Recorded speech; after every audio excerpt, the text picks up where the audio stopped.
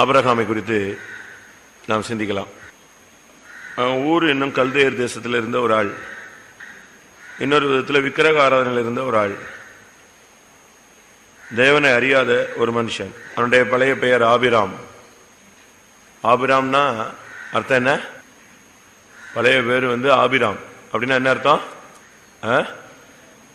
சொல்லுங்க, சும்மா சத்தமா சொல்லுங்க. ஆபிராம் அப்படின்னா என்ன அர்த்தம்? தகப்பன். ஆபிரகாம் அப்படின்னா திரள் ஜனத்துக்கு தகப்பன், அதுதான் அதனுடைய அர்த்தம். ஆபிராம் அப்படின்னா தகப்பன். ஆபிரகாம்னு கர்த்தர் மாற்றினார். அப்படின்னா நீ திரள் ஒரு குடும்பத்துக்குள்ள ஆள் இல்லை, நீ திரள் ஜனத்துக்கு யாரு? தகப்பன் சொல்லி மாற்றினார். ஒரு விசுவாசி சத்தியத்துக்குள்ள வர்றதுக்கு முன்னால எந்த சுபாவத்தில் இருந்தாலும் சரி, ஒரு ஊழியக்காரன் ஊழியத்துக்கு வர்றதுக்கு முன்னால எந்த சுபாவத்தில் இருந்தாலும் சரி, அந்த ஊழியத்துக்கு வந்த பின்பு, அபிஷேகம் பெற்ற பின்பு அவனுடைய லைஃப் ஒரு தகப்பனா என்ன செய்யணும்? மாறும். பிதா உங்களுக்கு மன்னிக்கிறது போல நீங்களும், அப்படின்னா நீ அந்த ஸ்தானத்திலிருந்து என்ன செய்யணும்? மன்னிக்கணும். பிதா பூரண சர்க்குணராக இருக்கிறது போல நீங்களும் பூரணர. அப்போ அந்த ஸ்தானத்துக்கு நீங்க என்ன செய்யணும்? வரணும். பிதா தயாளனா இருக்கும் பொழுது நீ என்ன செய்யக்கூடாது? வன்கண்ணனாய் இருக்க கூடாது. அப்ப இந்த பாதையில வந்துட்ட பின்பு நாம் பிதாக்கள். ஆபிரகாமுடைய வாழ்க்கையில பல வெற்றிகள் இருக்கிறது, பல தோல்விகளும் இருக்கிறது. அது நம்ம சுத்திகரிப்புக்கு சில காரியங்கள் எடுத்துக்கலாம். ஆதியாகமம் 12ஆம் அதிகாரம் 10ஆம்.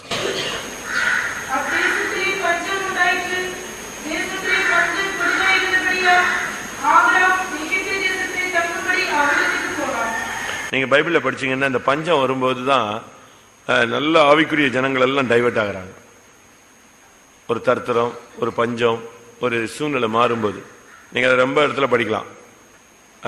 ஈசாக்கினுடைய வாழ்க்கையில கூட இப்படி ஒரு பாதை வந்தது. உடனே அவனும் அதே மாதிரிதான் புறப்பட ஆரம்பிச்சான். அதே போல நகோமியினுடைய வாழ்க்கையில ஒரு பஞ்சம் வந்தது. அப்பவும் அவங்க இப்படிதான் போனாங்க. சூனேமியாளுடைய வாழ்க்கையில இப்படி ஒரு பஞ்சம் வந்தது. அவளும் சொத்துக்கத்தெல்லாம் விட்டுட்டு எங்க போயிட்டா? புறப்பட்டு போயிட்டா. இப்படி நீங்க பைபிள்ல பாத்தீங்கன்னா பஞ்சம் அநேகருடைய வாழ்க்கையை தெய்வத்தை விட்டு திருப்புது. அது வசனம் கேட்கக்கூடாத பஞ்சமா இருக்கலாம், எழுத்தின் பிரகாரமான தருத்திரமாகவும் இருக்கலாம். வசனத்தை கேட்காம அந்த நல்லா கவனிக்கணும். இங்க உங்களுக்கு தான் கூட்டம், எனக்கா கூட்டம்? வசனம் கேட்கக்கூடாத ஒரு பஞ்சங்கிறது வசனத்தை கேட்காம நம்ம ஒதுங்கி போறதை காண்பிக்கிறார். வசனம் பொழிஞ்சுக்கிட்டே தான் இருக்கு. உபாகம் 32:2 படி வசனம் சபையில் என்ன செய்யுது? மழையை போல பனியை போல என்ன செய்யுது? பொழியுதுன்னு தான் கர்த்தர் சொல்றார். அப்ப வசனம் அனுப்பப்படுது, நாம அதை கேட்க போறதில்லை, அதுக்கு சரண்டர் பண்றதில்லை. என்னுடைய வசனத்துக்கு நடுங்குறவனை நான் நோக்கி பார்ப்பேன். அதனால நம்முடைய வாழ்க்கையில் இந்த விஷயத்துல ரொம்ப கவனமா இருக்கணும். பஞ்சம் வந்த உடனே இவன் என்ன பண்ணிட்டாங்க? எகிப்துக்கு போனாங்க. இது பின்மாற்றத்தை காண்பிக்கிறது. எந்த சூழ்நிலையும் எங்க போகக்கூடாது? ஒரு தேவனுடைய பிள்ளை எகிப்துக்கு போகக்கூடாது, எந்த சூழ்நிலையிலும் போகக்கூடாது. எகிப்துக்கு போகும்போது தான் நமக்கு பிரச்சனைகள் ஜாஸ்தி ஆகுது. அவர்கள் திரும்பி போக மனதா இருந்தாலும் என்ன செஞ்சிருக்கலாம்? திரும்பி போயிருக்கலாமே. கர்த்தர் இஸ்ரவேல் ஜனங்களை குறித்து சொல்றார். அவங்க திரும்பி போகணும்னு நினைச்சிருந்தா நெஞ்சிருப்பான், திரும்பி போயிருப்பான். அந்த ஜனங்களும் பாருங்க, இடையில நாங்க எகிப்திலே இருந்து விட்டால் எங்களுக்கு நலமா இருக்கும்னா, எகிப்துல இருந்துட்டு தான் நல்லா இருந்திருக்குமே, எகிப்துல என்ன அடக்கம் பண்ண இடம் இல்லையா, நாங்க அங்க மறிச்சிருந்தா என்ன செய்யும் இருக்கும். அங்குள்ள எகிப்துல இருக்கிற வெள்ளரிக்காய், கொமட்டிக்காய், வெள்ளை பூண்டு இவைகளை நாங்கள் என்ன செய்கிறோம்? நினைவு கூறுகிறோம் சொல்றாங்க. இந்த வருஷத்துல நம்ம எகிப்துக்கு எத்தனை ட்ரிப் திரும்பி வந்திருக்கிறோம்? பின்மாற்றத்துக்கு, தோல்விக்கு, பழைய சுபாவங்களுக்கு, பழைய கோபங்களுக்கு, பழைய பழக்க வழக்கங்களுக்கு, ஜென்ம சுபாவங்களுக்கு. நம்முடைய பிறப்பிடம் எகிப்து தான் நம்முடைய பிறப்பிடம். அங்க திரும்பி வந்துட்டோமா? யோசிச்சு பாருங்க. எகிப்து அது ஒரு சுண்ணாம்பு காலவாய், அடிமைத்தனத்தின் வீடு, பார்வோனுடைய ஆளுகைக்குள்ள உள்ள ஒரு இடம், இருதய கடினம். அவனுக்கு அற்புதங்கள் நடந்தா கூட, அடி விழுந்தா கூட நிச்சய மாட்டான், திருந்த மாட்டான். பார்வோனுடைய இருதயத்தை கர்த்தர் என்ன செய்தாரு? கடின படுத்திருந்தார். அப்ப எகிப்துக்கு போனோம்னு சொன்னா நம்முடைய இருதய கடினத்தை காண்பிக்கிறது. இல்ல இல்ல இன்னைக்கு நான் அனுப்பிடுறேன், இன்னைக்கு நீங்க போயிடலாம் அப்படிமா. அரை மணி நேரம் கழிச்சு சொல்லுவான், அது எப்படி உங்களை விட்டுருவேன்? உடனே அவனுடைய இருதயம் என்ன செய்யும்? கடினமாகும். இது எதை காண்பிக்கிறது? நீ காலையில பிரதிஷ்டை பண்ற, மாலையில அதை உடைக்கிறாய். எப்பெல்லாம் நீங்க பிரதிஷ்டை பண்ணி அதை உடைக்கிறீங்களோ, அதை மீறுறீங்களோ, அப்பொழுதெல்லாம் நீங்க எங்க இருக்கீங்க? எகிப்துக்கு திரும்பி திரும்பி போயிட்டே இருக்கிறோம். ஆபிரகாம் எகிப்துக்கு போனான். இந்த வருஷத்துல 360 நாள் தாண்டிட்டோம்னு நினைக்கிறேன்.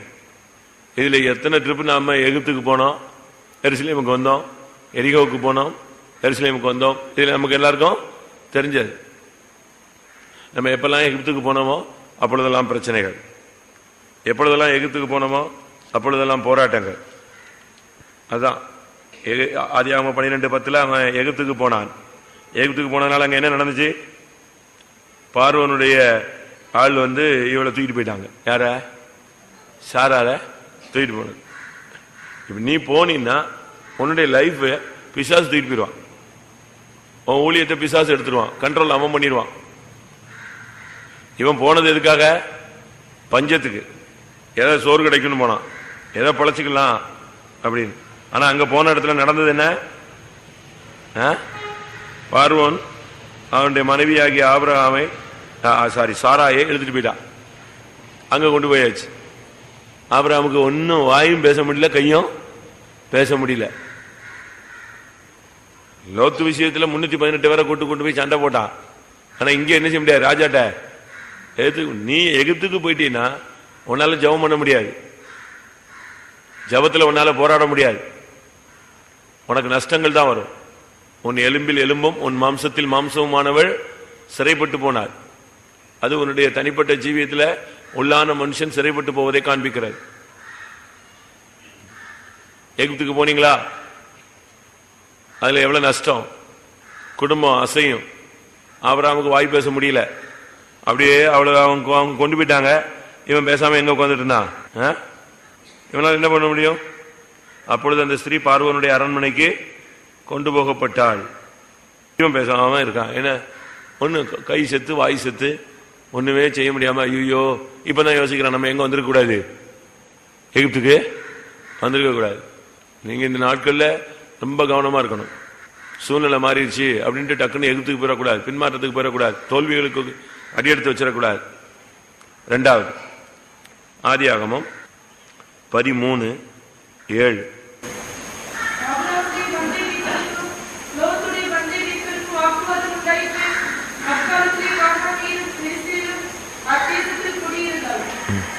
ஆனாலும் ஆபிரகாமுக்கு கர்த்தர் உதவி செய்தார். அவனை பஞ்சத்துல போய் அவன் மனைவி அங்க சிக்கிக்கிட்டாலும் கர்த்தர் கிருபையாய் இறங்கி அவளை என்ன செய்யறாரு? பாதுகாக்கிறார். நம்முடைய ஜனத்துக்கு பாருங்க எவ்வளவோ தோல்வியில் வருது. நம்முடைய ஜனம் வேண்டாம், நமக்கு எவ்வளவோ தோல்விகள் என்ன செய்யுது வருது. ஆனாலும் கர்த்தர் என்ன செய்யறாரு? மன்னிக்கிறாரு, பாதுகாக்கிறாரு, நம்மை தப்புவிக்கிறார், கன்னிகளுக்கு விளக்குகிறார். நாம போய் தவறுகள் செய்யறோம், துணிஞ்சு செய்யறோம், தெரிஞ்சு செய்யறோம், வேணும்னே செய்யறோம், வேற வழி இல்லாம செய்யறோம், அப்படிலாம் போய் மாட்டிக்கிறோம். ஆனாலும் ஆபிரகாமுக்கு தேவன் எப்படித்தான் இருந்தாரு? உண்மையுள்ளவராய் இருந்தார். அவனை அங்க இருந்து அவனையும் பாதுகாத்தார், அவன் மனைவியையும் பாதுகாத்தார். இப்ப அடுத்த ஸ்டெப் என்னன்னா வாக்குவாதம் உண்டாகுது. ஆபிரகாம் விசுவாசத்தின் தகப்பன். லோத்து யாரு? நீதிமான்.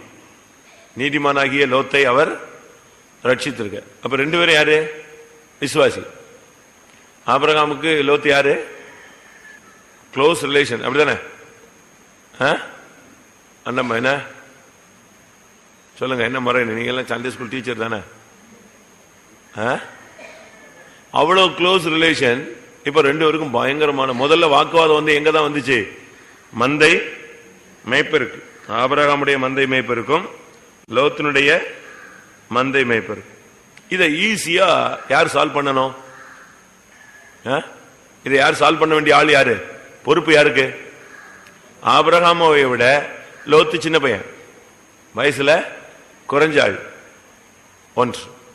இரண்டாவது, ஆபிரகாமுக்கு கானானின் தரிசனம் இருந்தது, இவனுக்கு கானானின் தரிசனம் கிடையாது.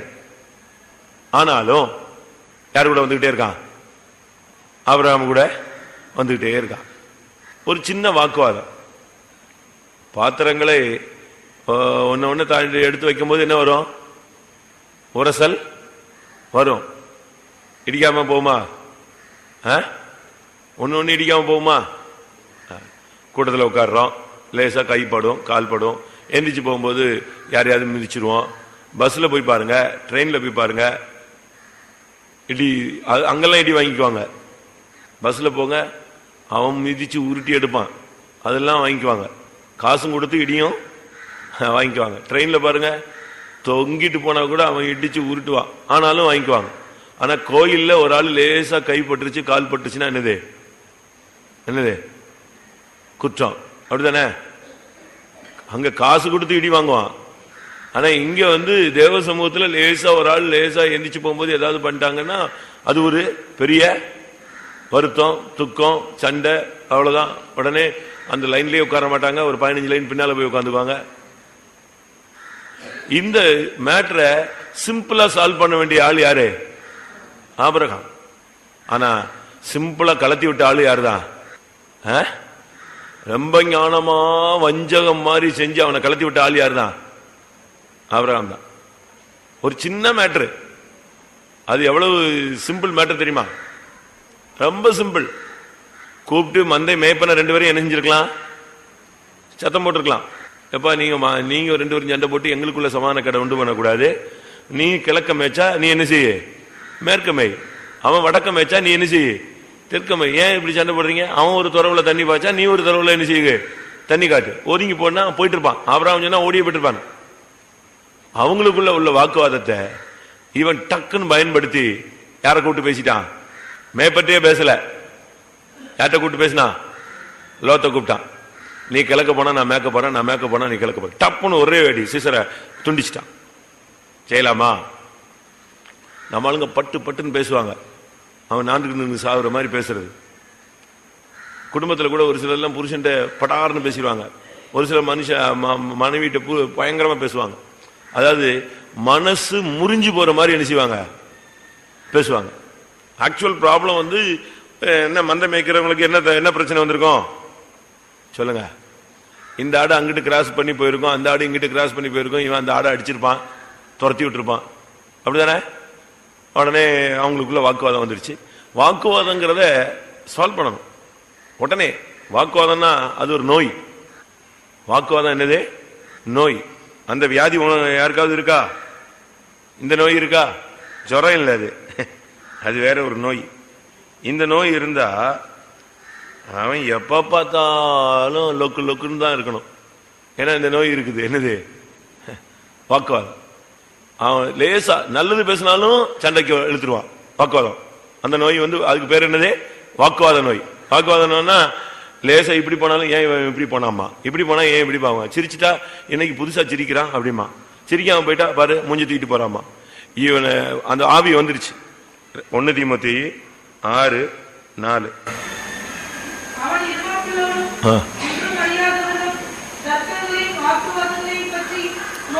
நோய் கொண்டவன். எதை பத்தி நோய் இவனுக்கு? தர்க்கங்களையும் வாக்குவாதங்களையும் பற்றிய நோய் கொண்டவன். இது ஒரு நோய். அது இந்த நோய் இருந்தா எல்லாத்துக்கும் வாக்குவாதம் தான். ஒரு பிரசங்கம் பண்ணா அதுக்கு ஒரு வாக்குவாதம் பண்ணுவான், ஒரு சுத்திரி பூட்டனா அதுக்கு ஒரு வாக்குவாதம் பண்ணுவான், ஒரு உபதேசத்தை சொன்னா அதுக்கு ஒரு வாக்குவாதம் பண்ணுவான். வீட்டுல மனைவி ஒண்ணு சொன்னா அதுக்கு ஒரு வாக்குவாதம், புருஷன் ஒண்ணு சொன்னா அதுக்கு ஒண்ணு வாக்குவாதம், எல்லாத்துக்கும் வாக்குவாதம். அது ஒரு 1 தீமோத்தேயு 6:4 தர்க்கங்களையும் வாக்குவாதங்களையும் பற்றி நோய் கொண்டவன். அந்த நோய் இருக்கா யாருக்காவது? கண்டுபிடிக்கலாம் அவங்களெல்லாம். ஆபிரகாம் அதை சால்வ் பண்ணல, ஈஸியா துரத்தி விட்டான். யார? அடுத்த வசனம் வாசிங்க. ஆதியாகமம் 13:7-8.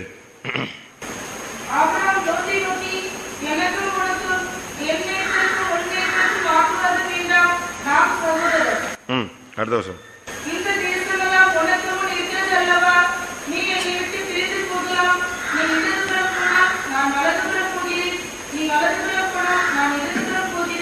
பாத்தீங்களா?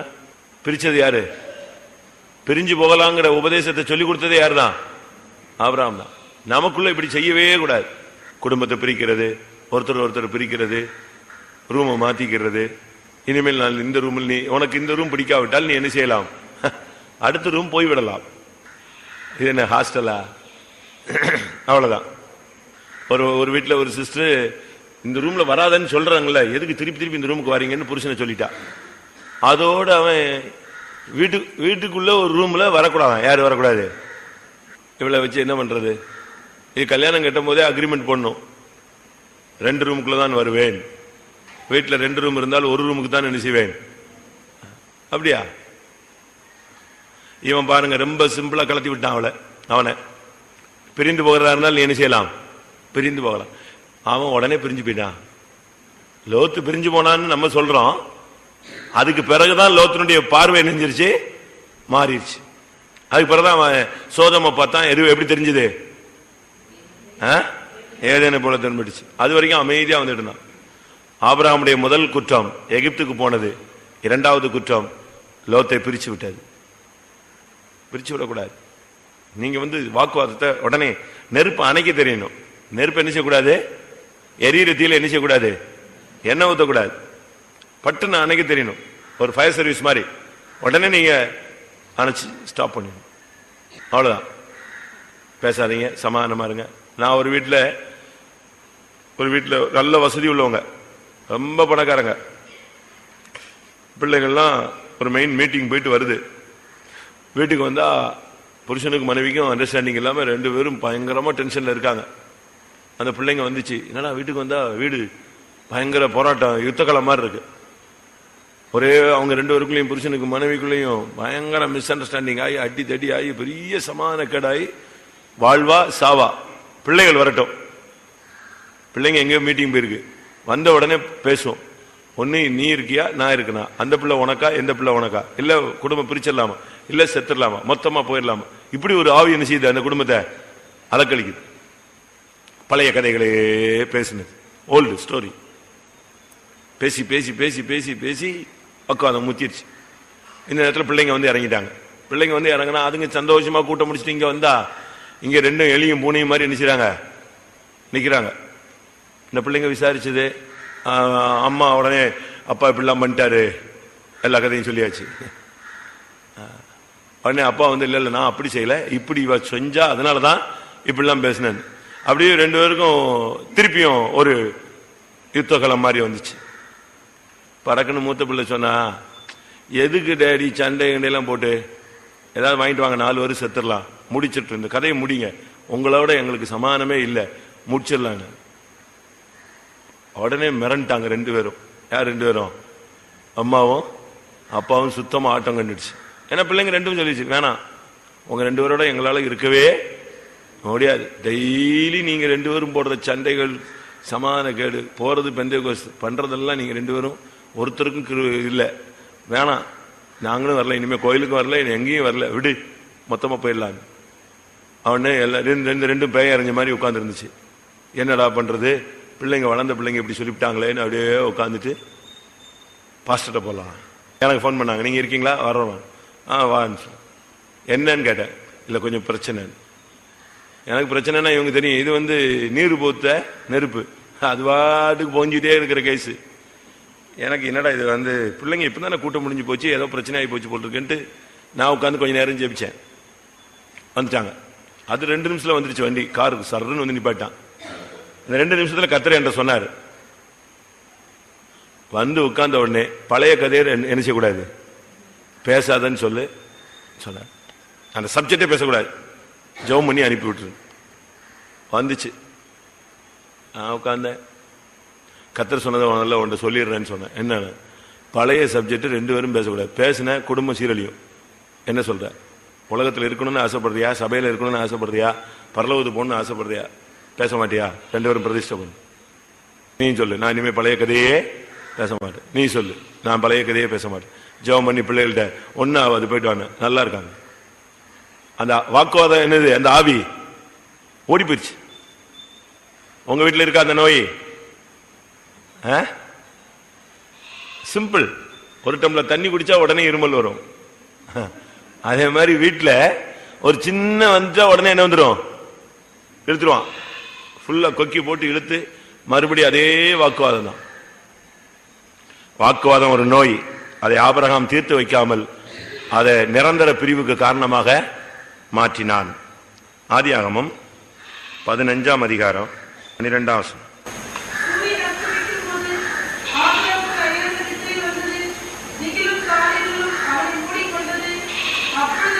போதும் போதும். ஆக்சுவலா இங்க வந்து பலி செலுத்திக்கிட்டு இருக்கான். ஆண்டவர் சொல்றாரு, நீ 3 வயது கிடாரியை கொண்டு வா, 3 வயது வெள்ளாட்டு கடாவை கொண்டு வா, 3 வயது ஆட்டுக்கடாவை கொண்டு வா, ஒரு காட்டுப்புறாவை கொண்டு வா, ஒரு புறா குஞ்சை கொண்டு வான்னு சொல்றாரு. எல்லாத்தையும் கொண்டு வந்தாச்சு. அவன் அவைகள் எல்லாவற்றையும் அவரிடத்தில் கொண்டு வந்து அவைகளை நடுவாக துண்டித்து துண்டங்களை ஒன்றுக்கொன்றாக எதிராக வைத்தான். எல்லாம் ரெடி, எல்லாம் ரெடி. இப்ப பலி என்ன செய்ய போது, அங்கீகரிக்கப்படுற நேரம்.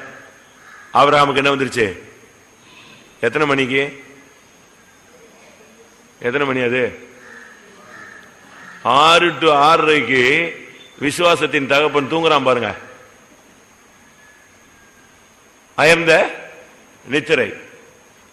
நித்திரை தூங்கணும், எல்லாருமே தூங்கினாதான், ரெஸ்ட் எடுத்தாதான் சரி வரும். ஆனா அயர்ந்த நித்திரை உன்னுடைய ஆவிக்குரிய ஜீவித்தை செஞ்சிடும், படுக்க வச்சிடும். தூங்குகிற நீ விழித்து மரித்தோரை விட்டு எழுந்திரு, அப்பொழுது கிறிஸ்து உன்னை என்ன செய்வார்? பிரகாசிப்பார். தூக்கம் தேவை, எல்லாருக்கும் அந்த டைமிங் இருக்கு. ஆனா ஒரு சிலர் கும்பகர்ணம் நல்லா இருக்கானுங்க, தூங்கிட்டே இருக்கிறது. ஜபத்துல தூங்குறாங்க, ரூமுக்கு போனா தூக்கம், காலேஜ் போனா தூக்கம், வீட்டுக்கு போனா தூக்கம், எங்க போனாலும் தூக்கம் தூக்கம் தூக்கம். பிரசங்கம் நடக்கும்போது தூங்குறான், ஆவியில் வரும்போது தூங்குறான். எப்படி இருக்குன்னு யோசிச்சு பாருங்க. இங்க பலி செலுத்திட்டு முன்னால வச்சிருக்கு, இப்ப அக்னி இறங்க போகுது. கர்த்தர் சொல்றாரு, 3 வயது ஆட்டுக்கடா கொண்டு வா, 3 வயது கடாரியை கொண்டு வா, 3 வயது வெள்ளாட்டு கடா கொண்டு வா, ஒரு காட்டுப்புறா கொண்டு வா, ஒரு புறா குஞ்சு கொண்டு வாச்சு. எல்லாத்தையும் கொண்டு வந்து வெட்டி கிட்டி கிளியரா வச்சு பலிபடத்துல வச்சாச்சு. இப்ப என்ன செய்யணும்? அக்னி இறங்கணும். இவன் என்ன செஞ்ச ஆரம்பிச்சிட்டான்? தூங்குறான். சரியான அபிஷேகத்துல நிரம்புறாங்க, அங்கேயும் ஒரு 2-3 பேர் நெஞ்சிட்டு தான் இருக்கான், தூங்கிட்டு தான் இருக்கான். எப்படி இருக்கும்? ஸ்பிரிச்சுவல்ல தேவை, ஆனா ரெஸ்ட் தேவைங்கிறதுனால ஆவிக்குரிய ஜீவித்துல ஜபத்துல தூங்கி பழகக்கூடாது. பள்ளியில் தூங்கினவன் கல்வி இழந்தான், ஜபத்துல தூங்கினவன் ஜெயம் இழந்தான். முடிஞ்சு போன கதை அது. உட்காந்துட வேண்டிதான். நீ 6:30 தூங்கினேன்னா கடைசியில் அன்னைக்கு என்ன நடந்துச்சு தெரியுமா? அக்னி இறங்குச்சோ இல்லையோ, என்ன கிடைச்சிருச்சு? உன் சந்ததி 400 வருஷம் எங்க போக போகுது? அடிமைத்தனத்துக்கு போக போகுதுன்னு ஒரு வாக்குத்தத்தம் கிடைச்சது. இது வாக்குத்தத்தமா? அதுக்கு பின்னால் உள்ளதான் சொல்லியிருக்கு, உன் சந்ததி எங்க இருக்கும்? 400 வருடம் அந்நிய ஜனத்தை சேவிக்கும். முடிஞ்சு வச்சா? ஜபத்துல தூங்குனீன்னா உனக்கு வாக்குத்தத்தம் கிடைக்காது, சாபமான வார்த்தைகள் கிடைக்கும். உன் சந்ததி ஆசீர்வதிக்கப்படும் செய்தி வராது. உன் சந்ததி அடிமைக்குள்ள தனத்துக்குள்ள போகுங்கிற செய்தி தான் உனக்கு என்ன செய்யும்? கிடைக்கும். ஜபத்துல தூங்குறீங்களா? ஒரு சிலர் பயங்கரமா தூங்குறாங்க.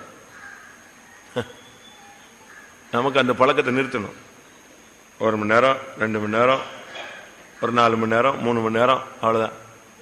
இது புக்கில் போய் படிக்கிறது. 8 மணி நேரம் தூங்கினால் உடல் ஆரோக்கியமா இருக்கும். உடனே 8 மணிக்கு நைட்டு படுத்தாதான் காலையில் 8 மணி வரைக்கும் தூங்கலாம். காலையில எழும்புறது 8:15, 9 மணிக்கு காலேஜ் போயிடுறான். எழும்புறது எத்தனை மணிக்கு? 8:15. சும்மா மிஷின் மாதிரி எழும்பி அது வரைக்கும் சோம்பேறியா கடந்துட்டு, அதுக்கு பிறகு எந்திரிச்சு பாத்தீங்கன்னா அரக்க பறக்க விழுந்து எடுத்து ட்ரெஸ்ஸை மாட்டி விழுந்து ஓடி எங்க போய் சேர்ந்துடுறா? ஸ்கூலுக்கும். நம்ம பிள்ளைகளை சின்ன பிள்ளைகளையே நல்ல கண்ட்ரோல்ல வளர்க்கணும். அதுங்களை தூங்க விட்டுறது. 8 மணிக்கு பஸ் வருதுன்னா 7:30 தான் நினைச்சிருது. எழுப்பி போட்டு சாத்துன்னு சாத்தி குளிப்பாட்டி எடுத்து கொண்டு போய் ரோட்ல நிப்பாட்டுவாங்க பஸ்ஸுக்கு. இதே பழக்கம் தான் அவன் ஜாகிர தொட்டில் பழக்கம் சுடுகாடு வரைக்கும் தான் வச்சிருப்பான். இதை கொண்டு வந்து ஊழியத்தில் விட்டா அங்க 7:30 தூங்குனது இங்க 8:30 தூங்கும். ப்ரமோஷன். அங்க வீட்டுல 7:30 வரைக்கும் தூங்கிட்டு இருந்த கேஸ ஊழியத்துக்கு கொண்டு வந்து விட்டா வந்துடும், ஊழியத்துக்கு வந்துடும். இங்க எத்தனை மணிக்கு தூங்கும்? இங்க 8:30 தூங்கும். ஏன்னா இங்க ஸ்கூல் கிடையாதுல்ல, பஸ் கிடையாது, நமக்கு ஆபிரகாம் அயர்ந்த நித்திரைக்குள் போனான், அன்னைக்கு அவனுடைய சந்ததி எங்க போச்சு? ஜப நேரத்துல நீங்க ஜபத்துல நிக்கலன்னா தோத்து போவீங்க. ஆதியாகமம் 15:13 சாபங்கள் அவனுக்கு வந்து சேர்ந்தது. எவ்வளவு நல்ல ஒரு மனுஷன், சாபத்தை வாங்கிட்டானே. வாசிங்க 13ஆம் வசனம்.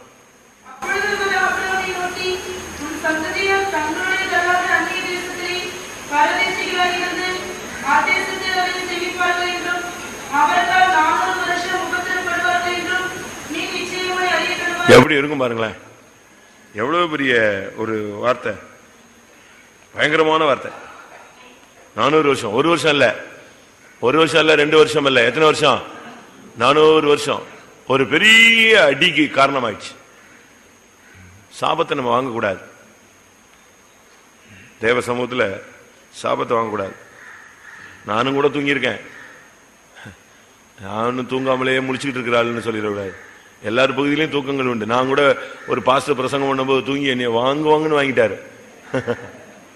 அப்ப ட்ரைனிங். ஒண்ணு நீ பிரசங்கம் பண்ணல, நான் பிரசங்கம் பண்ணினாரு. அவர் டென்ஷன் ஆகி பாதி வரைக்கும் என்னன்னே புரியல, ஃபுல் ஸ்விங்ல போய்கிட்டு இருக்கும்போது டக்குன்னு என்னைய பார்த்தார். ஒண்ணு நீ பிரசங்கம் பண்ணல, நான் பிரசங்கம் பண்றேன்னாரு. நான் முழிச்சிட்டேன், உஷாராயிட்டேன். யாருக்கு எதுக்காக இதை சொன்னாருன்னு பாதி வரைக்கும் என்ன செய்யாது தெரியாது, எனக்கு மட்டும்தான் தெரியும். திருப்பி அடுத்த நாள் அவர்கிட்ட மன்னிப்பு கேட்டேன். அவர்கிட்ட போய் சாரி, நான் உங்களுடைய பிரசங்கத்தில் டிஸ்டர்ப் பண்ணிட்டேன் அப்படின்னு. ஒன்னே மாத்திரம் இல்லை, ஒன்னே மாதிரி ரொம்ப தூங்கணும், அதனால தான் ஒன்னே கையை காட்டினாரு. அவர் மலேசியால இருந்து வந்து 5 நாள் ஸ்டடி, கண்டினியூ ஸ்டடி ஓடிக்கிட்டு இருக்கு. இதுல நான் சிக்கு, ஆனாலும் 5 நாள் ஸ்டடியை விட்டுறக்கூடாதுன்னு போய் எங்க உட்காந்தாச்சு, அங்க உட்காந்தாச்சு. அங்க உட்கார்ந்த உடனே இது டயர்ட்னஸ் வந்துருச்சு. அப்படி அசந்துட்டேன் எழுதிக்கிட்டு இருக்கும்போது. இப்ப நான் என்ன சொன்னேன் சொல்லு அப்படின்னாரு. டக்குன்னு கேட்டாரு. எனக்கு முழிச்சிருக்கும் போது என்ன தெரிஞ்சதோ அதை சொல்லிட்டேன் டப்புன்னு, அதே ஸ்பீட்ல. அதனால நான் சொல்றேன்னு சொன்ன உடனே நான் வந்து தூங்காத ஆள் இல்லை. ஆயாசமாய் தூங்கினதுனால் சிசரா என்ன செய்தான்? ஒரு பெண்ணின் கையில் அடிபட்டு செத்து போனான். சிம்சோன் தூங்கினபடினால் பிரதிஷ்டையை இழந்து கண்கள் பிடுங்கி சிறைச்சாலையிலே மாவரைக்க போனான். அதனால நம்ம இந்த நாட்களில் தூங்குனா நம்முடைய வாழ்க்கையில தோல்வியை சந்திச்சு எங்கதான் போவோம்? விழுகைக்குள்ளதான் போவோம். ஒரு பெரிய சாபத்துக்கு நாம் காரணர்களாய் மாறுவோம். அடுத்து ஆதியாகமம் 18ஆம் அதிகாரம் 22ஆம் வசனம்.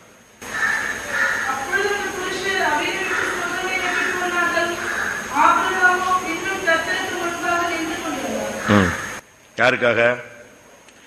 ஆதியாகமத்துல 18ஆம் அதிகாரத்துல கர்த்தர் சோதோமை அழிப்பேன்னு சொல்லிட்டாரு. இப்போ சோதோம்ல யார் இருக்கா?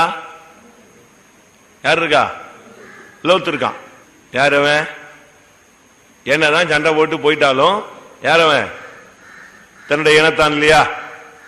தான் ஆடாட்டாலும் எது ஆடுது? தசை ஆடுது, பாத்தீங்களா? அப்போ அந்த அதே சோதோம்ல ஆயிரக்கணக்கான ஜனங்கள் இருக்காங்க. அவங்கள பத்தி இவனுக்கு என்ன வரல? மைண்ட் வரல.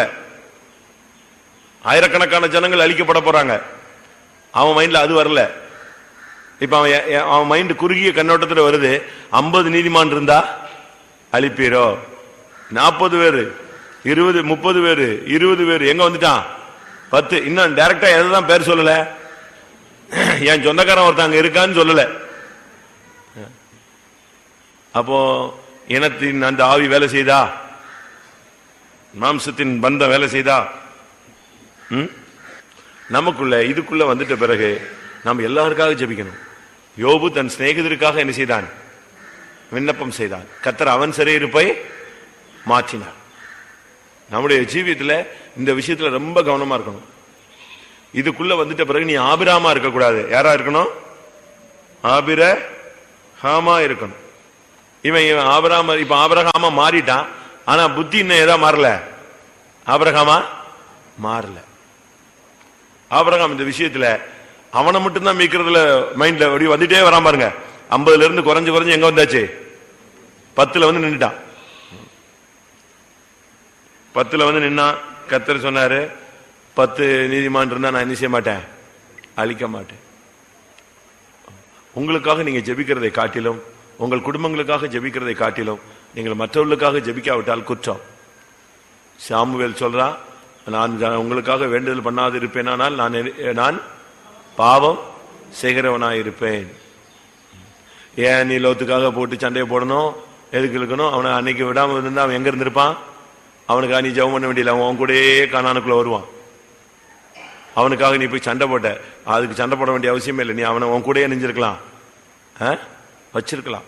ஆனா இன்னைக்கு பாருங்க, இவன் லோத்துக்காக விண்ணப்பம் பண்றான். அப்ப மத்தவெல்லாம் என்னது? எவ்வளவு ஜனங்கள் அன்னைக்கு அழிஞ்சாங்க. நமக்கு இந்த பார்ஷியாலிட்டி, பட்சபாதமான ஆவி இருக்கக்கூடாது. விசுவாசத்தில் வந்துட்ட பின்பு நீங்க பட்சபாதம் உள்ளவளாய் இருக்கக்கூடாது. பரத்திலிருந்து வருகிற ஞானம் எப்படிப்பட்டது? அதுல என்ன கிடையாது, அதுல பட்சபாதம் கிடையாது. ஞானத்துக்கு 7 தூண், அதுல 7 தூண்ல ஒரு தூண் என்னது? பட்சபாதம் கிடையாது. இதுக்குள்ள வந்துட்ட பின்பு நீங்க பட்சபாதம் காட்டக்கூடாது. ஊழியத்திலே கூட பட்சபாதம் காட்டிட்டீங்கன்னா அடி விழுத்துருவார் கர்த்தர். அவரிடத்தில் என்ன கிடையாது? அவரிடத்தில் பட்சபாதம் கிடையாது. நீங்க உங்க ஆளு, உங்களுக்கு தெரிஞ்சவங்க, உங்களுக்கு வேண்டியவங்க, அப்படிலாம் நீங்க பண்ணவே கூடாது.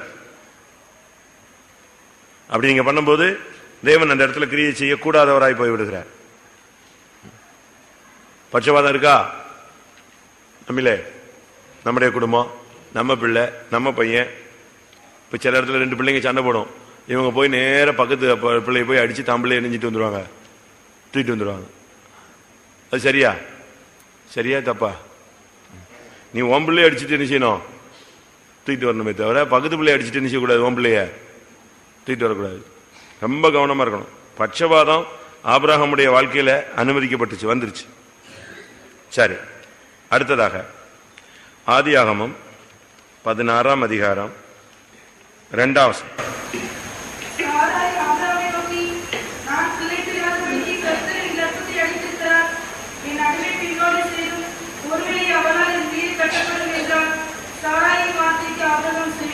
இங்கதான் ஆபிரகாம் ஃபர்ஸ்ட், அடுத்த மெயின் ஃபெயிலியர்ல வர்றான். வாக்குத்தத்தத்துக்கு மாறான ஒரு பாவத்துக்கு இடம் கொடுக்கிற இடம் எதுதான்? கர்த்தர் அதுக்கு சொல்லியிருக்காரு, உனக்கு தருவேன்னு சொல்லியிருக்கிறார். அதுக்கு அதுக்குள்ள இவன் டைவர்ட் ஆயிட்டான். எங்க சாரால் சொன்னான்னு சொல்லிட்டு இவன் யாரை சேர்த்துக்கிட்டான்? ஆகாரை சேர்த்தான். தவறு. வாக்குத்தத்தம் காலம் தாமதமானாலும் என்ன செய்யும்? நிறைவேறும். அது குறித்த காலத்தில் நிறைவேறும். அப்படித்தான் தீர்க்கதரிசன புஸ்தகத்தில் இருக்கு. தரிசனம் காலதாமதமானாலும் என்ன செய்யும்? நிறைவேறும். வாசிங்க அந்த வசனம். நீ காத்திருக்கணும், கர்த்தருடைய வார்த்தைக்கு நீ காத்திருக்கணும். அபகூக் வாசிங்க.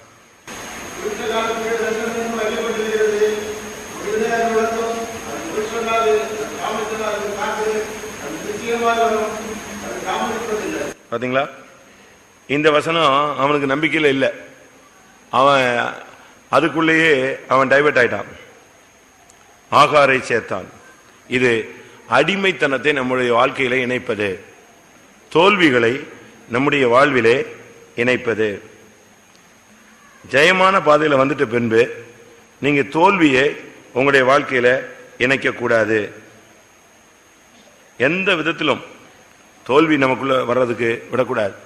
சாராய் சொன்னான்னு சொல்லிட்டு இவன் ஆகார சேர்த்துட்டான். அது அவனுடைய வாழ்க்கையில மிகப்பெரிய துக்கத்தையும். நீ யோசிச்சு பாருங்க, இன்னைக்கு முஸ்லீம் இருக்கிறதுக்கு காரணமே யார் தான்? இன்னைக்கு இஸ்லாம் மார்க்கம் இருக்கிறதனுடைய மிகப்பெரிய காரணமே இந்த இன்சிடென்ட் தான். ஆகாருக்கு பிறந்தவன் தான் யாரு? இஸ்மாயில். அப்படித்தானே? கரெக்ட் தானா? இஸ்மாயில் யாரு? இஸ்மாயில் தான் முஸ்லிம். இஸ்மவேல் முடிஞ்சதா? அன்னைக்கு இந்த ஒரு தவறு தான். வாக்குத்தத்தம் நிறைவேறும், நீ காத்துரு. கர்த்தர் சொன்னதுல உண்மை உள்ளவர், அதுல ஒண்ணு கூட என்ன செய்யாது, தாமதிக்காது. எசேக்கியேல்ல சொல்லி இருக்கு, 12ஆம் அதிகாரத்தில் 28ஆம் வசனத்துல கர்த்தருடைய வார்த்தை ஒன்றாகிலும் தாமதிப்பதில்லை, இனி தாமதிப்பதில்லை. என் வார்த்தையெல்லாம் நிறைவேறும், உனக்கு கொடுத்த வாக்குத்தத்தம் நிறைவேறும். ஆனா அதுக்கு முன்னால நீ போய் ஏதாவது அடிமைத்தனத்துல போய் என்ன செய்யக்கூடாது, சிக்க கூடாது. ஒரு பெரிய துஷ்ட சந்ததி இன்னைக்கு தீவிரவாதம் இருக்கிறதுக்கு ஒரே காரணம் யார்தான்? இந்த ஆகாரை சேர்த்தது. அதனால ரொம்ப இந்த விஷயத்துல கவனமா இருக்கணும். இது மாத்திரமல்ல, ஆதியாகமம் 25:1 பாத்தீங்கன்னா இன்னொரு குரூப்பை மறைச்சு வச்சிருக்கான்.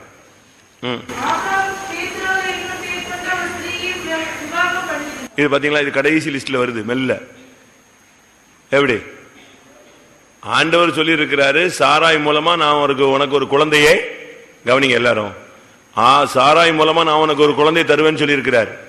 இவன் வாக்குத்தத்தத்தை மீறி யார சேர்த்தாச்சு? ஆகார சேர்த்தாச்சு. அடுத்து யாருக்குமே தெரியாம இன்னொரு ஆள் சேர்த்து வச்சிருக்கான். அது யாரு? கேத்தூர் ஆள். எப்படி இருக்கும்?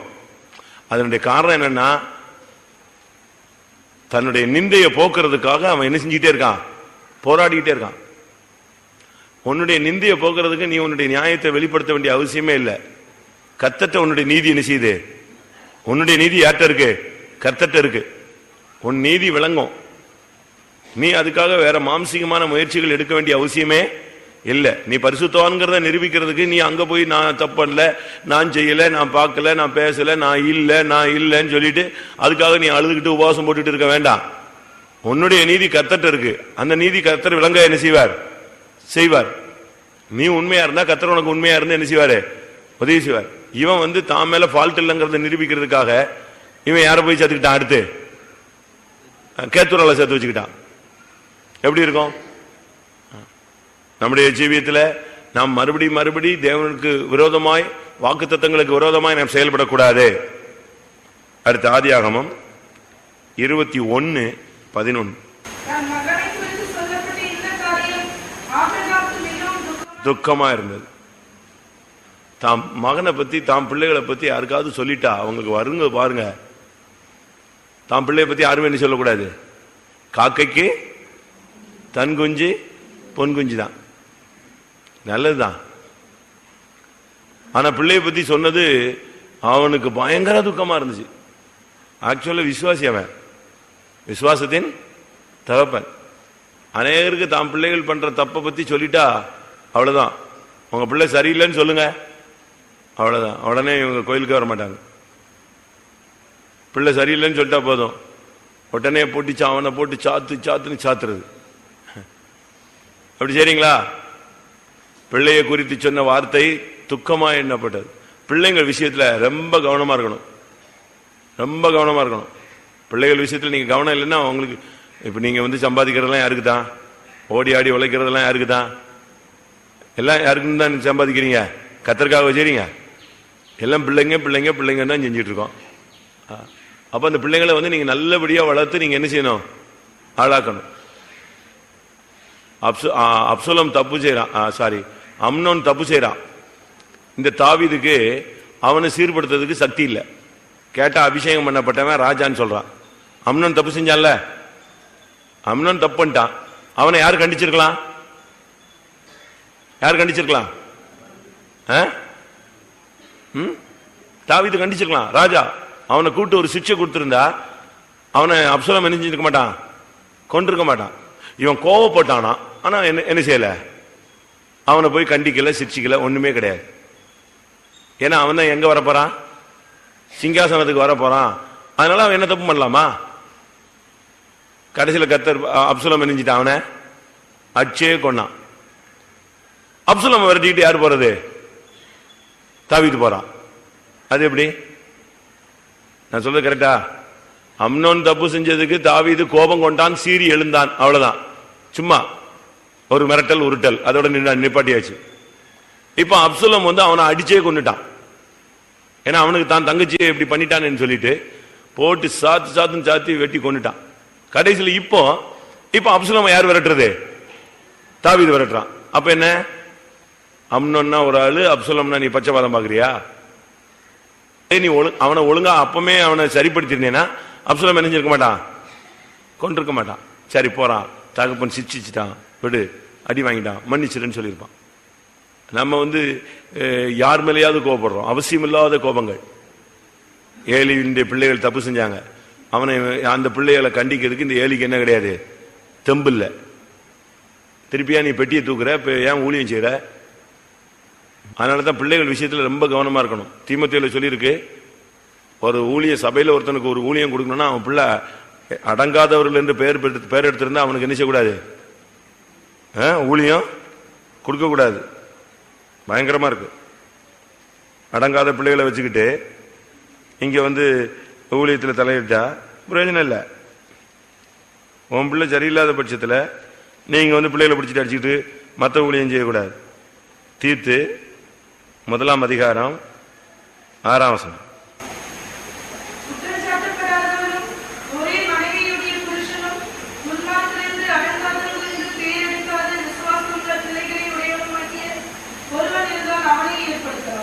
துன்மார்க்கர் என்றும் அடங்காதவர்கள் என்றும் பெயரெடுக்காத விசுவாசமுள்ள பிள்ளைகளை உடையவனுமாகிய ஒருவன் இருந்தால் அவனை சண்டே ஸ்கூல் ஊழியத்துக்கு ஏற்படுத்தலாம், பந்தி ஊழியத்துக்கு ஏற்படுத்தலாம், டிராக்ஸ் ஊழியத்துக்கு ஏற்படுத்தலாம், ஏரியா பிரேயர் எடுக்க ஏற்படுத்தலாம்.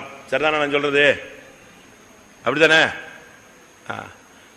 இவன் பிள்ளை அங்க ரவுடி பையலா சுத்திட்டு இருப்பான், இவங்க சபையில் உள்ள பிள்ளைகளை அடிச்சுக்கிட்டு கீழ்படி, அன்பாயிரு, சமாதானமாரு.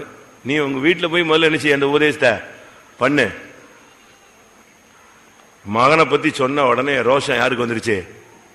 ஆபிரகாமுக்கு. அது எப்படி என் பிள்ளைய பத்தி சொல்லலாம்? சொன்னது யாரு? மனைவிதான் சொன்னா. ஒரு சிலருக்கு பாருங்க, வீட்டில் இந்த மனைவிமார் இந்த பசங்க பண்ற சேட்டையில போட்டு அடி அடின்னு அடிச்சிருவாங்க. இந்த பிள்ளைங்க வந்த உடனே யார்கிட்ட சொல்லி கொடுக்கும்? தகப்பன்னு சொல்லும். இந்த தகப்பனுக்கு புத்தி இல்லாம வந்த உடனே யாரை பிடிச்சி அடிப்பான்? மனைவியை பிடிச்சி அடிப்பான். நான் சொல்றது உண்மைதான். ரொம்ப வீடுகள் எப்படி இருக்கு? ஏன்னா பிள்ளைய மனைவி என்ன செய்யக்கூடாதா? அடிக்க. காட்டுக்கழுதையை தன்னிச்சையா திரிய விட்டவன் யார்? காட்டுக்கழுதை மாதிரி வளர்க்கணும்னு தான் ரெடி பண்றான். அது பின்காலத்தில் உனக்கு என்ன செய்யாது, உதவாது, அடங்காது. வீட்டில் அடங்கலன்னா அது எங்க அடங்கணும்? தெருவில் அடிபட்டு தான் அடங்கும். வீட்டில் அடங்கலைன்னா எங்கதான் அடங்கும்? தெரியாதா? வீட்டில் அடங்காதது தெருவில் அடங்கும், ஊர்ல அடங்கும். இங்க நீ சரிப்படுத்தலைன்னா அங்கதான் மாட்டோம். இவன் விஷயத்துல, இஸ்மாவேல் விஷயத்துல அவனுக்கு சொன்ன உடனே இவனுக்கு பயங்கர துக்கம். அப்படியே சாப்பிடாம போய் உட்காந்துட்டான். தான் பிள்ளைய பத்தி எப்படி சொல்றாங்களே, தான் பிள்ளைய பத்தி எப்படி சொல்றாங்களே, தான் பிள்ளைய பத்தி ஏன் இப்படி சொல்றாங்க? தீனால் ஊர் சுத்திட்டு வந்தா, அவளை கண்டிக்கிறதுக்கு யாக்கோபுக்கு சக்தி இல்லை. ஏன் இப்படி சுத்துன, எப்படி வாழ்க்கையை கெடுத்துட்டு நடு ரோட்ல நிக்கிறேன்னு சொல்றதுக்கு யாருக்கு சக்தி இல்லை? பொண்ணை அடக்கி வளர்க்கறதுக்கு யாக்கோபுக்கு சக்தி இல்லை. ஆனா சிமியோனும் லேவியும் போய் பட்டயத்தை எடுத்து வெட்டுன்னு வெட்டிட்டு வந்துட்டான் அவ்வளவு வரையும். அது இவனுக்கு துக்கமா இருந்தது. யாருக்கு? நான் சொல்றது உங்களுக்கு கஷ்டமா இருக்கும். தீனால் சுத்துனதுக்கு யாக்கோபு ஒரு வார்த்தை சொன்னானா? நீ வெளியே போனது தப்பு, அங்க போய் பல்ல காட்டினது தப்பு, அவன் கூப்பிட்டான்னு நீ போனது தப்பு, வாழ்க்கை இழந்துட்டு வந்திருக்கிய, அவளை என்ன செஞ்சிருக்கலாம்? கண்டிச்சிருக்கலாம். அதை விட்டுட்டான். அதை விட்டுட்டு சிமியோனும் லேவியும் பிடிச்சி எல்லாரையும் வெட்டிட்டு வந்துட்டானுங்க, ஊரையே காலி பண்ணிட்டான். இவன் சொல்றான், என் பேரை கெடுத்துட்டீங்க, என் பேரை கெடுத்துட்டீங்க, என் வாசனையே நெஞ்சிருச்சு, கெட்டு போச்சு. உன் பொண்ணு ஊர்லாம் சுத்தி கெட்டு போனா அதுக்கு அதை பத்தி பேச்சு கிடையாது உனக்கு. இவன் போய் சண்டை போட்டானா அதுதான் நெஞ்சுதான். வாசிங்க ஆதியாகமத்துல 34 அதிகாரம் 30 வசனம்.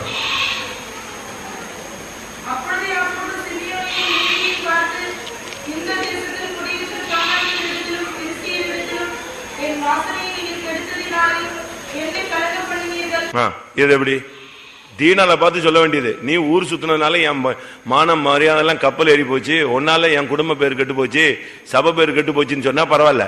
யாரை அப்படி சத்தம் போடுறான்? நீ முதல்ல செய்ய வேண்டியது செய்யாம ரெண்டாவது விளைவுகளை தான் நீ பேசுறீங்க. பிள்ளைய பத்தி சொன்னாங்களாம், உடனே கோபம் வந்துருச்சு. மகனை பற்றி சொன்னது ஆபிரகாமுக்கு மிகுந்த துக்கமா இருந்தது. அடுத்து ஆதியாகமம் 16:6.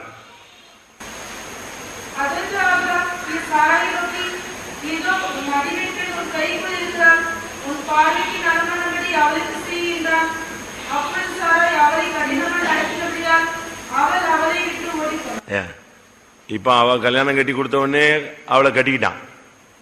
இப்ப அவ வந்து சொல்றா இவ ஒரு மாதிரி பேசுறா அப்படின்னு உடனே ஃபுல் ஃப்ரீ யாரு கொடுத்தாச்சு?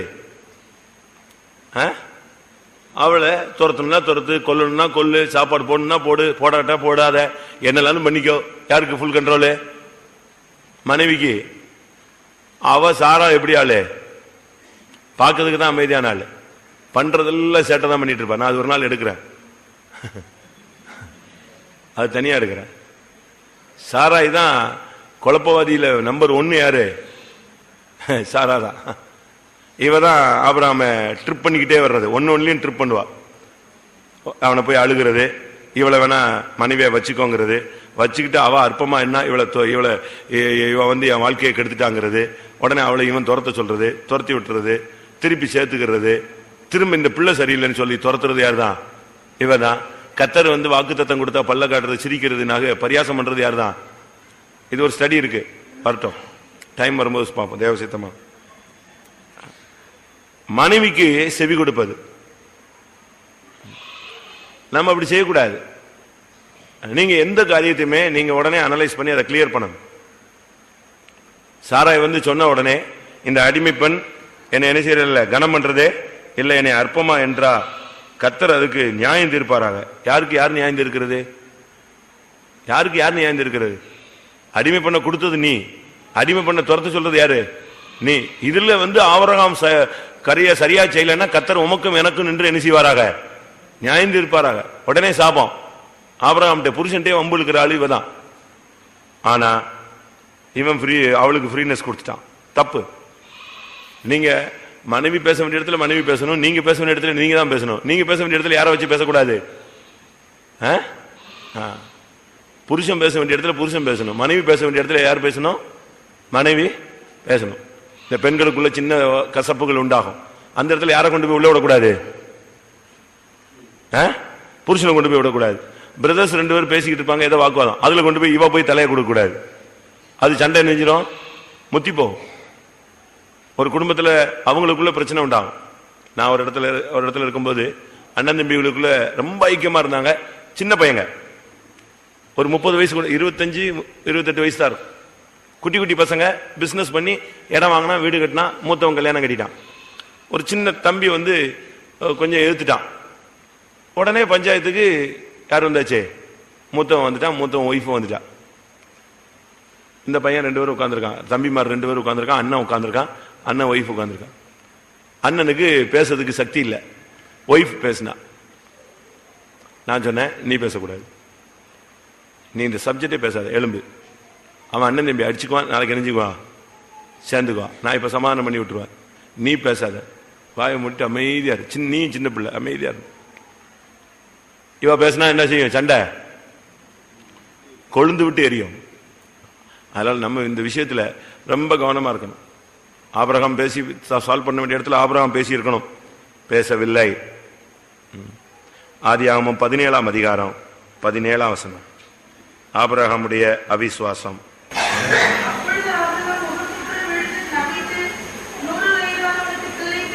போதுமா? கர்த்தர் திரும்ப திரும்ப சொன்னாலும் இவனுக்கு என்ன உண்டாகுது?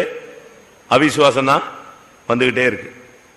அதனால தான் ஒரு பாஸ்டர் சொன்னாரு, அவனுக்கு 99 வயசுல எதே வந்துச்சு? விசுவாசமே வந்துச்சு. அப்பதான் கர்த்தர் சொல்றாரு, நீ எனக்கு முன்பாக நடந்து கொண்டு உத்தமனாய் இரு. நம்முடைய ஜீவியத்தில் அவிசுவாசம் வரவே கூடாது.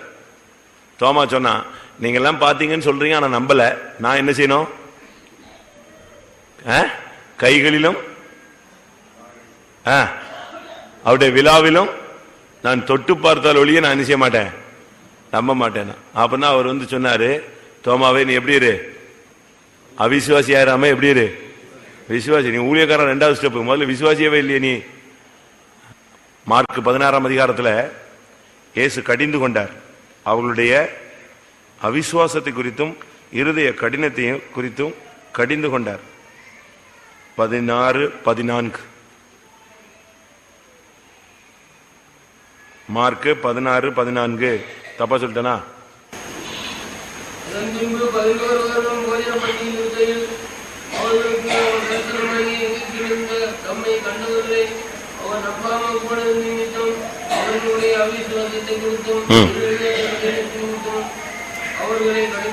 அவிசுவாசத்தை குறித்து கடிந்து விடார். அவிசுவாசம் உள்ள பொல்லாத இருதயம் உங்களில் ஒருவனுக்கு இராதபடி எச்சரிக்கையாய் இருங்கள். கர்த்தர் சொன்னா செய்வார். அது செய்யற வரைக்கும் நீ அமைதியா இருக்கணும். நான் கூட சில நேரத்தில் ஏன் ஆண்டவரை இவ்வளவு லேட் பண்றீங்க, ஏன் செய்யலையா, செய்ய மாட்டீங்களா, எப்படிலாம் பல காரியங்களுக்கு எரிஞ்சிருக்கேன், ஜெபிச்சிருக்கேன். தப்பு. நம்முடைய ஜீவித்துல வார்த்தைகள் என்ன செய்யக்கூடாது? அவிசுவாசமான வார்த்தைகள் வரவே கூடாது. ஆதியாகமம் 20ஆம் அதிகாரம் 2ஆம் வசனம்.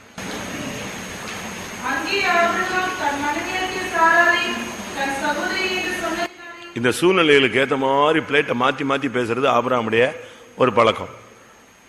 ஒரு இடத்துல மனைவிமா, இன்னொரு இடத்துல என்ன செய்யறது? என் சிஸ்டருங்கிறது. சொன்னானா?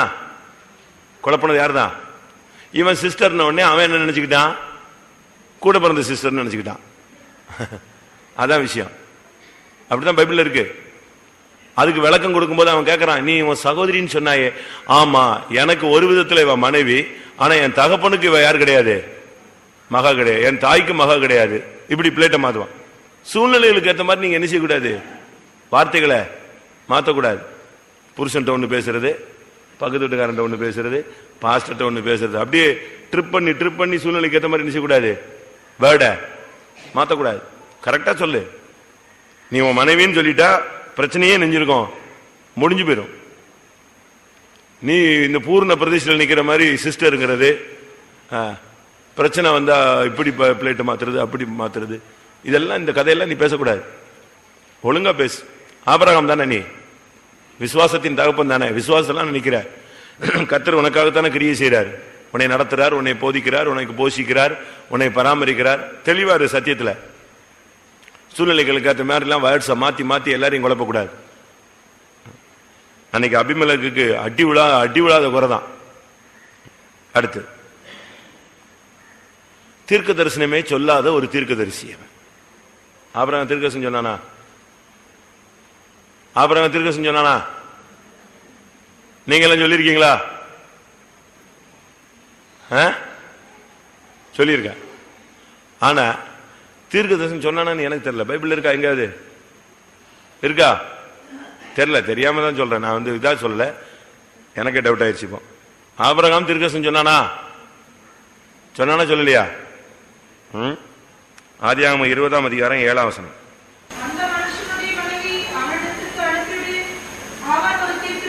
அவன் ஒரு தீர்க்கதரிசி.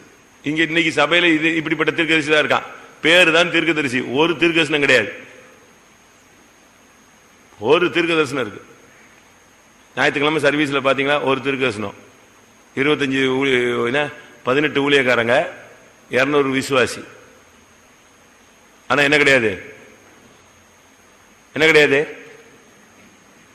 ஆனா என்னது? நான் பரியாசத்துக்கு சொல்லல. நான் ஒரு லோக்கலுக்கு போனேன். ஒருத்தர் பேர் கேட்டேன், தீர்க்கதரிசின்னாரு. இல்ல பேரு கேட்டேன், பேரு தான் தீர்க்கதரிசினாரு. உங்களுக்கு ஆள் கண்டுபிடிச்சிட்டீங்கன்னு நினைக்கிறேன். எனக்கு தூக்கி வாரி போடு, பேரே தீர்க்கதரிசியா? ஆமா, இப்படி ஒரு பேர் வச்சிருக்காங்கன்னு சொல்லிட்டு சரி. அப்ப விசாரிச்சா சொல்றாங்க, அவர் பயங்கரமா தீர்க்கதரிசனம் சொல்லியிருக்காரு.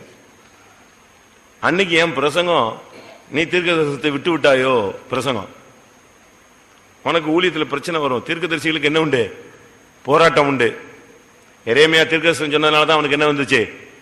போராட்டம் வந்துச்சு. நிலவரையில் போனான், அடிக்கப்பட்டான், உளையான சேத்துல அமிழ்ந்தினான். ஒரு அப்பம் ஒரு நாளைக்கு கிடைச்சது. கஷ்டப்பட்டதுக்கெல்லாம் காரணம் என்னதுதான்? தீர்க்கதரிசனம். அன்னைக்கு அந்த பிரசங்கம் முடிச்சுட்டு தான் நான் உட்காந்து பேசுறேன். அந்த விசுவாசி பேர் என்னது? அப்ப சொல்றாங்க, இவர் ஆரம்ப காலத்துல பயங்கரமான தீர்க்கதரிசியா இருந்தாருன்னாங்க. இப்போ ஆபிரகாம் தீர்க்கதரிசி, ஆனா ஒரு நாள் கூட சொன்னதில்லை. அப்படின்னா என்ன அர்த்தம்? என்னைக்கோ ஒரு நாள் சொல்லியிருக்கான், அதுக்கு பிறகு என்ன செய்யல? சொல்லல. இங்க இருக்கிற எல்லாரும் தீர்க்கதரிசிகள் தானா? பைபிள் படி ஊழியக்காரங்க அவ்வளவு வெறும் தீர்க்கதரிசிகள். அப்படித்தான் பைபிள் சொல்லுது. என்னுடைய ஊழியக்காரராகிய தீர்க்கதரிசிகள், தீர்க்கதரிசிகளாகிய ஊழியக்காரர். அப்படி ரெண்டுக்குமே வசனம் அப்படி மாறி மாறி வரும். அப்ப விசுவாசிகள் எல்லாரும் நீங்களாம் ஊழியக்காரங்க தானே? விசுவாசிகள் ஊழியக்காரங்களா இல்லையா? லேவியராகமம் 25 கடைசி 25-55. இஸ்ரவேல் புத்திரர்லாம் யாரு தான்? விசுவாசிகள்லாம் ஊழியக்காரங்க.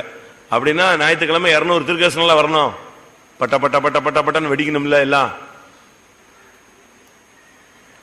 ஆபிரகாம் தீர்க்கதரிசி, தீர்க்க தரிசனம் சொல்லாத ஒரு தீர்க்கதரிசி.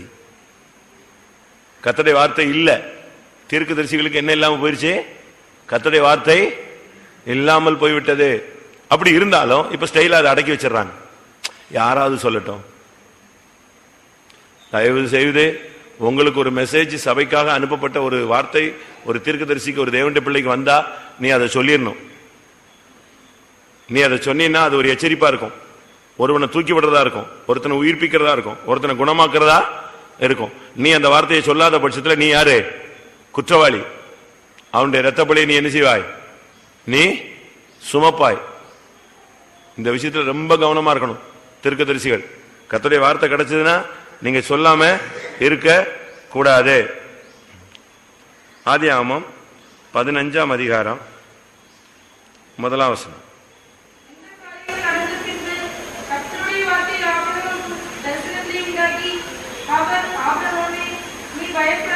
பயப்படாது.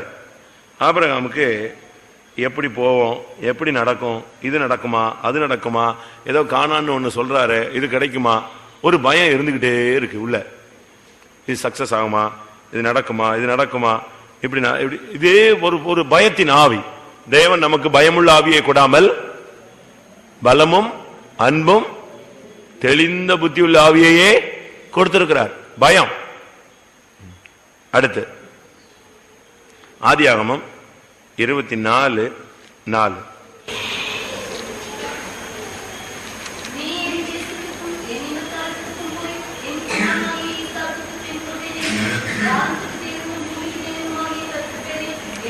ஆனேட்டு என்னதான் அவன் கதை சொன்னாலும் கல்யாணம் கட்டும் போது எங்க வந்துட்டான்?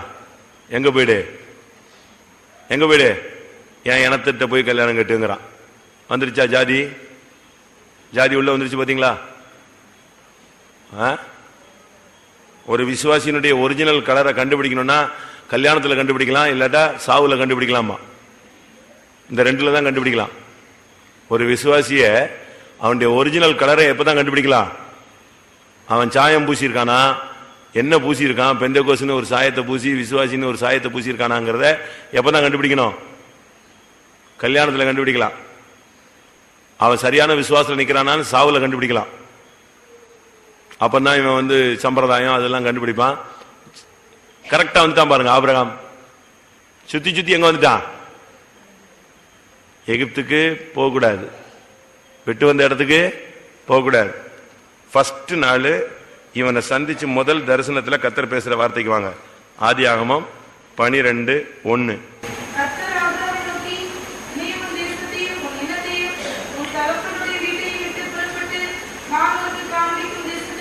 முடிஞ்சுதா? கர்த்தர் ஃபர்ஸ்ட் சொன்னது என்னது?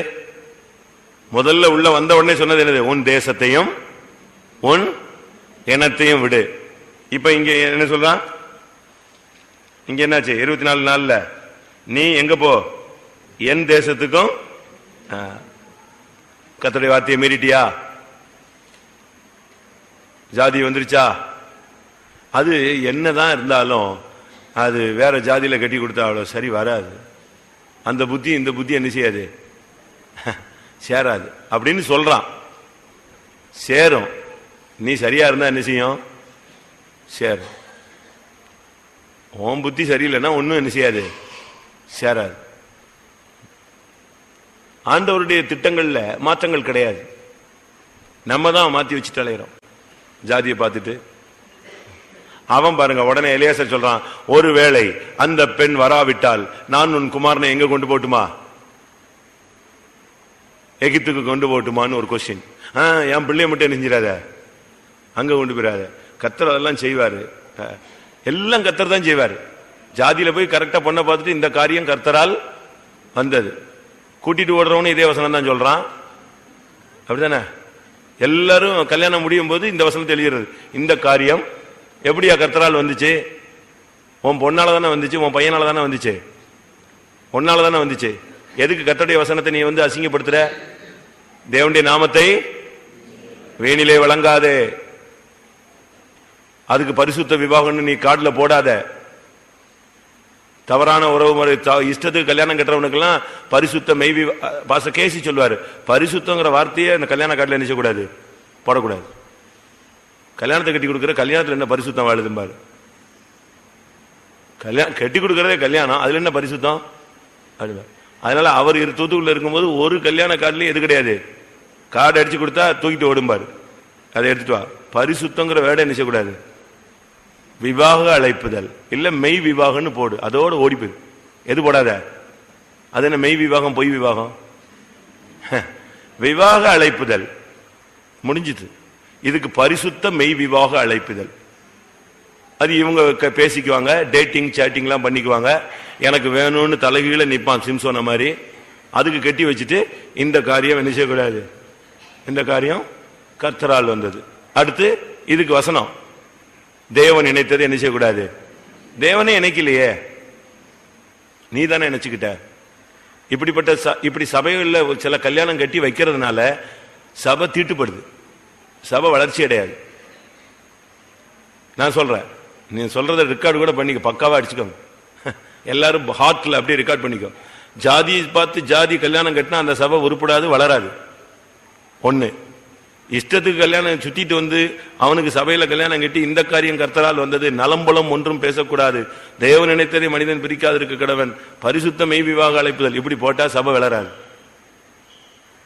சபை தீட்டுப்பட்டுருது. அது பிறகு அந்த சர்ச்சு குரோத்தே ஆகாது. அதுக்குத்தான் சில சபைகளில் உள்ள விடுறதே கிடையாது. இப்படிப்பட்ட கேஸ் எல்லாம் முடிச்சு, உனக்கு ரெண்டு பேரும் பேசி பழகிட்டீங்களா, போ ரிஜிஸ்டர் ஆபீஸ்ல போய் நெஞ்சிட்டு போ, கல்யாணத்தை கட்டிட்டு வீடு போய் சேரு. ஒரு வருஷம் கழிச்சு சபைக்கு என்ன செய், வா. அதுக்கு ஒரு வருஷத்துக்குள்ள உன்னைய கத்தரை அடிச்சு கிடிச்சு சிரிச்சித்து உன் வாழ்க்கையில் நஷ்டம் கஷ்டம்லாம் ஏற்பட்டு நீ உருண்டு பிறண்டு என்ன செய், இயேசுவே சரண்னு காலில் விழு. அப்படிதான் சபைக்கு வந்தாதான் நீ சபையில ஒழுங்கா இருப்ப. நீ எல்லாம் பண்ணிட்டு உனக்கு பரிசுத்த விவாக அழைப்புதல் இங்க ஒண்ணு அடிச்சு இங்க கல்யாணம் கட்டி வச்சா நீ சபையில எப்படி இருப்ப? இப்படிதான் இருப்ப. இதே புத்தி தான் உனக்கு இருக்கும் சபைக்குள்ளே, உள்ளே விடக்கூடாது. கர்த்தர் அதனாலதான் பழைய ஏற்பாட்டுல பயங்கர ஷார்ப்பா இருந்தார்.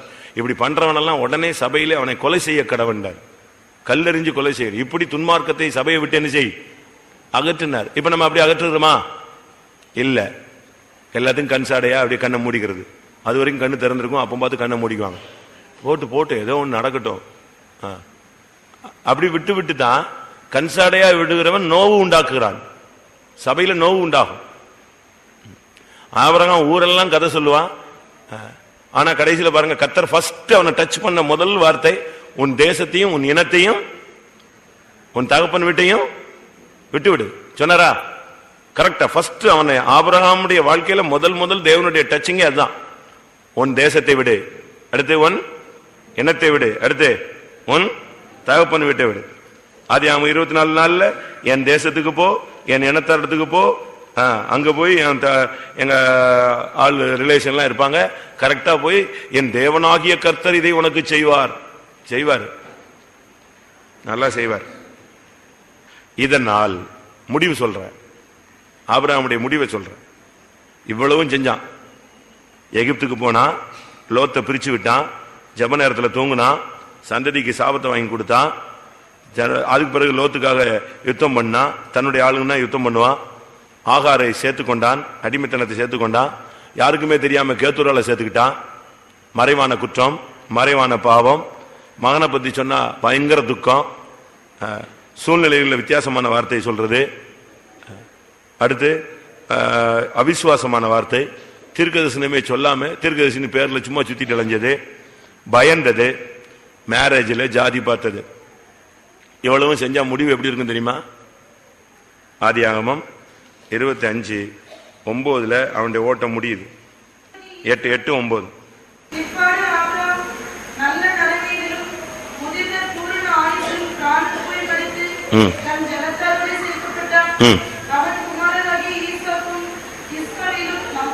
யார் வந்துட்டா? இஸ்மாயில் வந்துட்டானா? நீ வாழ்க்கை சரியில்லைன்னா சாவுல யார் வந்து நிப்பா? பிசாசு வந்துடுவான். ஃபைனல்ல வந்துட்டான், இஸ்மாயில் வந்துட்டான். துஷ்டன் எங்க வந்தாச்சு? உள்ள வந்துட்டானே.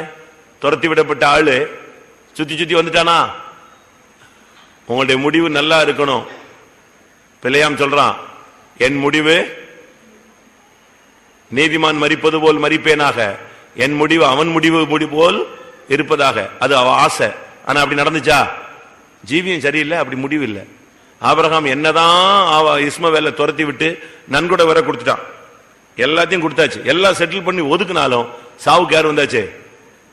இஸ்மவேல் வந்துட்டான். உன்னுடைய முடிவுல பிசாசு வந்து நிப்பான். ஃபைனல் ரவுண்ட்ல வந்து நின்றுவான். நீ கரெக்டா அதை துண்டிச்சு விடலைன்னா, உன்னுடைய வாழ்க்கையில நீ சரியான முடிவு எடுக்கலன்னா, உன் முடிவுல பிசாசு வந்து போராடும். அசுத்தாவி போராடும், மாம்சம் போராடும், தோல்விகள் போராடும், பொல்லாத வல்லமைகள் போராடும், சொப்பனங்கள் பொல்லாத சொப்பனங்கள். உன்னுடைய ஓட்டம் வந்து ஜெயமா சமாதானமா முடியாது. கொஞ்ச நேரம் எல்லாரும் தாழ்த்துவோம், ஒப்பு கொடுப்போம், எல்லாரும் கண்களை மூடுவோம். ஆண்டவருடைய சமூகத்துல, கர்த்தாவே, என்னை நீர் வேறு பிரித்து என்னை கொண்டு வந்து இந்த விசுவாச பாதையில கொண்டு வந்தீர் சுவாமி.